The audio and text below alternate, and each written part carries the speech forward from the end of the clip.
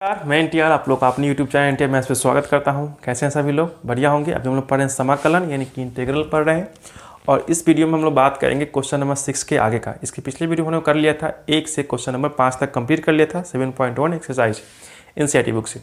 और इसमें हम लोग करेंगे क्या कि समाकलन का जो फॉर्मूला दे रखा है यानी इंटीग्रल का जो फॉर्मूला दे रखा है वो फॉर्मूला मैं लिखता हूँ। सिर्फ एक ही फॉर्मूला है, इस पर बेस्ट हम लोग करेंगे क्वेश्चन। अभी लिख लीजिएगा कि x to the power n यानी कि अलजेब्रिक फंक्शन पे है ना, इसका कुछ दे रखा है तो आपको क्या करना है कि x to the power n plus 1 और डिवाइड में क्या करना है, जो भी इसका पावर रहेगा उसी को आप डिवाइड में लिख के c लगा दीजिएगा। बस इतना काम कर लेना है आपको, बात खत्म। ठीक है, बाद में आपका c लगा हुआ है, नहीं दिख रहा हो लेकिन कोई बात नहीं, यहाँ पर c लगा हुआ, प्लस के बाद c लगा हुआ है। अब देखिए क्वेश्चन जो है आपका कुछ इस तरह से दे रखा है, मैं लिख के बनाऊंगा आपको। निम्नलिखित समाकलनों को ज्ञात करना है। तो लिखा हुआ है कि इंटीग्रेशन, ये क्वेश्चन नंबर आपका 6 है। Integration of 4 e to the power 3x और प्लस में 1 और dx। एक फॉर्मूला आप चाहो तो और लिख लो, ठीक है, एक फॉर्मूला आप लिख लो और कि इंटीग्रेशन ऑफ ex क्या होता है, ex ही होता है। ठीक है, लेकिन अगर e to the power x के बगल में यानी कि पावर में x का कोई कोफिशिएंट लगा दिया जाए, इंटू a लगा दिया जाए, तो इसका इंटीग्रेशन करने पर क्या होगा, e टू दी पावर, ये तो आपका रहेगा ही रहेगा, ये तो आपका रहेगा ही रहेगा, और डिवाइड में x का जो भी कोफिशिएंट रहेगा वो आपका क्या होगा, डिवाइड में चलेगा, प्लस का c लगा दीजिएगा। क्लियर बात? अब चलिए यहाँ पे देखिए आप लोग क्या करिएगा, फर्स्ट ऑफ ऑल जो भी कॉन्स्टेंट पार्ट है उसको आप बाहर की तरफ निकाल लो। Integration e to the power 3x का 3x और dx लगा दीजिए इधर से, ये इधर से आ जाएगा और ये इधर से आ जाएगा। सिमिलरली क्या करना है, बीच में प्लस है तो प्लस इंटीग्रेशन एक आपका बाहर हो जाएगा और dx का dx। एक चीज़ और आप जान लो कि इंटीग्रेशन dx का क्या होता है, सिर्फ x और प्लस में c आप लगा सकते हो बाद में। क्लियर बात इतना? अब बताओ कि 4 का 4 आपका जहाँ का तहाँ रहेगा। e to the power 3x का मैंने क्या कहा था यहाँ पे कि अगर e to the power ax रहेगा तो सेम टू सेम लिख लेना है और x का जो भी कोफिशिएंट रहेगा उसे आपको डिवाइड में लगा देना है। तो e to the power 3x और यहाँ पे x का कोफिशिएंट क्या है, 3 है, तो 3 आपको डिवाइड में, ये बात प्लस का प्लस, इंटीग्रेशन dx क्या होता है आपका, सीधे x हो जाएगा तो x, और लास्ट में आपको एगो c जोड़ना अनिवार्य है। इसको अच्छे से लिखोगे तो 4/3 e to the power 3x plus में x प्लस में c, this is the answer of this question. ठीक है, समझ गए होगे इतना बात? चलिए इजी सा क्वेश्चन है, धीरे धीरे हम लोग इसका लेवल बढ़ाएंगे। बढ़ते हैं आगे नेक्स्ट क्वेश्चन की तरफ। क्वेश्चन नंबर 7 देखिएगा। जैसे जैसे फॉर्मूला का जिक्र होगा हम यहाँ पे आपको नोट डाउन करते हुए चलेंगे।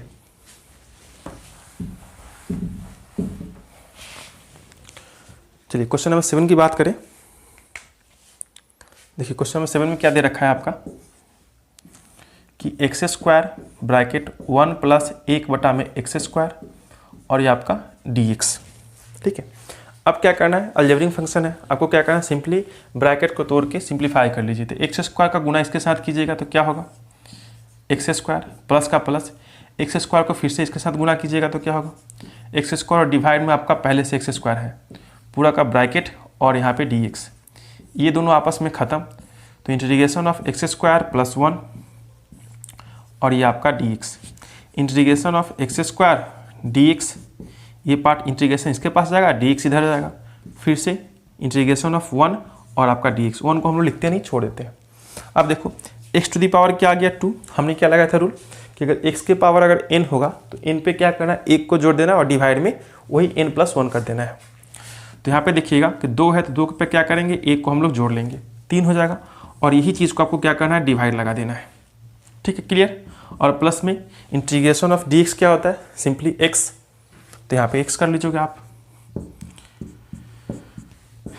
अब आफ्टर देन क्या होगा, x टू दी पावर 2 और 1 कितना हो जाएगा, 3, डिवाइड में 2 और 1 3 प्लस का c, सॉरी एक x बचा हुआ आपका, x और प्लस का c।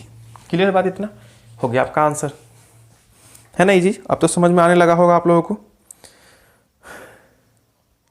अच्छा एक बात और, क्वेश्चन में जो आपको दे रखा है माइनस दे रखा है यहाँ पे, ठीक है, यहाँ पे माइनस, तो कुछ खास चेंजिंग नहीं होगा, माइनस हो तो माइनस कर लीजिएगा, प्लस रहेगा तो प्लस, है ना, और कुछ खास इसमें चेंजिंग होने वाला नहीं है, बात खत्म।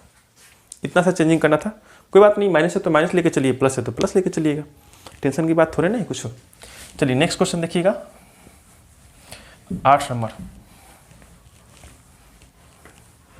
आप आराम से चैनल के साथ जुड़ सकते हैं क्योंकि चैप्टर आपका कंप्लीट होगा, जैसे मैंने कहा था होगा, थोड़ा टाइम लगेगा लेकिन होगा। चलिए नेक्स्ट देखते हैं। 8 नंबर क्वेश्चन में आपसे ये कह रखा है कि ax² प्लस में bx प्लस में c का इंटीग्रेशन करना है आपको रिस्पेक्ट टू x। अब देखिए यहाँ पर a b c क्या है, एक तरह का कांस्टेंट है। a b c क्या है, एक तरह का कांस्टेंट है, तो कांस्टेंट में हम लोग इंटीग्रेशन नहीं लगाते, तो a को बाहर कर दीजिए, इंटीग्रेशन ऑफ x² और इधर से dx, प्लस b को बाहर कर लीजिए, इंटीग्रेशन ऑफ x और dx, प्लस c को बाहर कर लीजिए और सिंपली dx कर लीजिए। जो भी कांस्टेंट है उसको अपने बाहर कर लिया। नेक्स्ट टाइम में क्या करना है, a का x का स्क्वायर दे रखा है ना यहाँ पे, तो 2 पर आपको 1 जोड़ देना है हमेशा। जितना भी पावर रहेगा उसमें क्या करना है, ओनली 1 आपको ऐड करना है, ऐड कर दी। जो भी पूरा पावर रहेगा उसी के साथ आपको क्या करना है, डिवाइड लगा देना है according to formula. Next step में प्लस b का b रहेगा यहाँ पे, x के पावर यहाँ पे क्या है, 1 छुपा हुआ है आपका, तो 1 प्लस में 1 आपको ऑलवेज जोड़ना है और यही चीज़ से आपको डिवाइड भी लगाना है, प्लस c और यहाँ पे dx के लिए हो जाएगा सिंपली x, और ये बड़ा पार्ट कांस्टेंट पार्ट इसलिए मैंने इसको बड़ा लिखा है, बड़ा बिग, व्हाट अ बिग। अब यहाँ पे क्या हो जाएगा, x टू दी पावर 2 और 1 3 और डिवाइड में 3, प्लस b x का स्क्वायर डिवाइड में 2 प्लस में cx एंड प्लस में ये वाला c part constant part. Clear बात, इतना ही आपका आंसर हो गया। ये सिंप्लीफाई करके आपको लिखते चलना है। अब आपको लग रहा होगा थोड़ा सा इजी, कुछ खास नहीं है, तो बारीकी से देखिएगा, शुरू से देखिएगा, आपको पूरा का पूरा इंटीग्रेशन समझ में आ जाएगा। इससे पहले आप डिफ्रेंशिएशन जरूर पढ़ लो, ठीक है, क्योंकि पूरा का पूरा डिफ्रेंशिएशन में बेस्ट है, क्योंकि आगे जाके हम लोग डिफ्रेंशिएशन का इसमें यूज करेंगे ही करेंगे।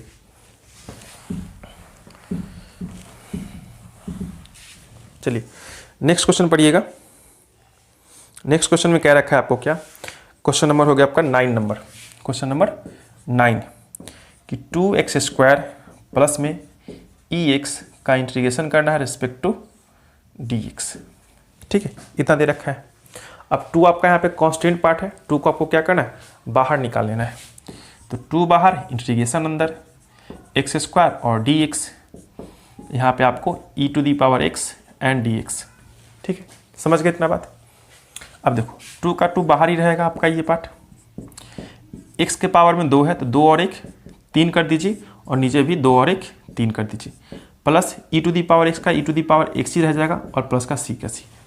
x का कोएफिशिएंट यहाँ पे 1 है इसलिए 1 से डिवाइड लगाएंगे, कोई फर्क नहीं पड़ने वाला, तो e to the power x का e to the power x ही रहने दीजिएगा, ठीक है। अब चाहो तो इसको भी लिख सकते हो कि e to the power x का e to the power x ही रहता है, प्लस में c लगा दीजिए। नेक्स्ट स्टेप में क्या करना है, 2 x के पावर कितना हो जाएगा 3, और ये 3 को मैं यहाँ लिख देता हूँ 2/3, प्लस में e to the power x और प्लस में c, ठीक है। इतना सा इजी क्वेश्चन है, 2 3 लाइन का स्टार्टिंग में क्वेश्चन है। इसी को आपको याद करते हुए नेक्स्ट चैप्टर जब करेंगे ये सारे बेसिक चीज़ वहाँ पर यूज होंगे। चलिए नेक्स्ट क्वेश्चन पढ़िएगा, क्वेश्चन नंबर 10।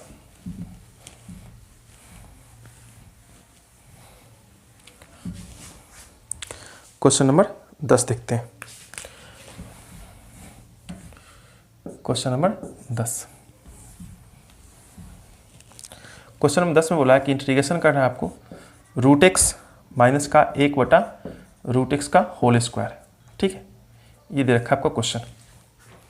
अब बताओ सिंपली सी यहाँ पर रूल लगा लेना कि इस पार्ट को मान लो आप a, दूसरे वाले पार्ट को मान लो b, तो ये आपका a माइनस बी का होल स्क्वायर हो जाएगा, a माइनस बी का होल स्क्वायर हो जाएगा। और इसका फॉर्मूला आपको पता होगा कि a² प्लस b² और माइनस का 2ab होता है। कितने बच्चे ऐसे भी जानते होंगे कि a² माइनस का 2b प्लस का b², आप ऐसे सिंपली याद रखो, कोई दिक्कत नहीं। अब बताओ कि अगर a का स्क्वायर करेंगे तो क्या करना पड़ेगा हमें, √x का होल स्क्वायर करना पड़ेगा, प्लस b का स्क्वायर मतलब 1/√x का होल स्क्वायर करना पड़ेगा आपको, माइनस 2 का 2, a का मतलब फिर से √x एंड b का मतलब 1/√x, ठीक है। और इस पूरे पार्ट का इंटीग्रेशन क्लियर बात, इतना समझ गया हो गया। फॉर्मूला पर हमने बैठा दिया।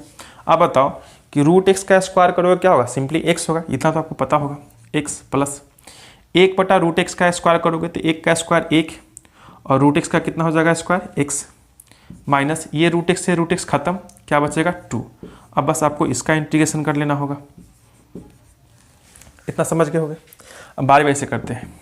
एक बार x का इंटीग्रेशन, एक बार 1/x का इंटीग्रेशन और एक बार 2 को बाहर करके इंटीग्रेशन।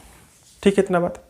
अब आप बात बताओ कि 1/x का इंटीग्रेशन का फॉर्मूला कितना होता है।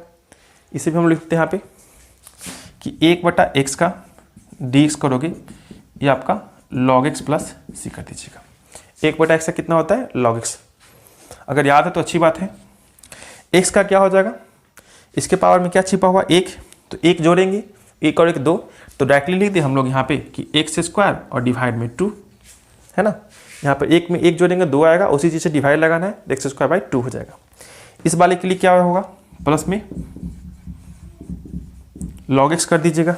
1/x के लिए क्या हो जाएगा log x, और माइनस का माइनस 2 आपका बाहर रहेगा, और इंटीग्रेशन ऑफ dx क्या होता है x, तो x और प्लस में एक ठो c लगा दीजिए, हो गया आपका आंसर।